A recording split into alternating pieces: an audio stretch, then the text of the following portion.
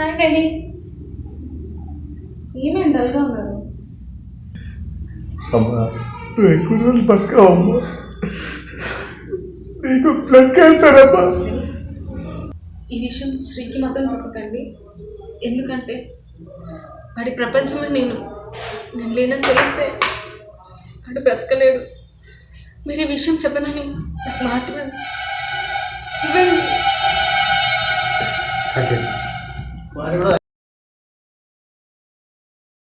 అరే, ఎందుకురా బాధపడుతున్నావు? నేను నీలోనే ఉంటా, నీతోనే ఉంటా. నువ్వు చాలా స్పెషల్ రా. నువ్వు అలా ఏడుస్తూ ఉంటే నేను చూడలేను. నువ్వు చేసే ప్రతి పనిలో నీ తోడై ఉంటా, నీ సంతోషంలో ఉంటా, నీ పెదవిపై చిరునవ్వులా ఎప్పటికీ నీతోనే ఉంటా. కానీ నువ్వు అలా ఏడ్చి నీ కన్నీటి బొట్టుతో నన్ను దూరం చేయకు. ఒక్కసారి నవ్వురా ప్లీజ్. వచ్చిందా?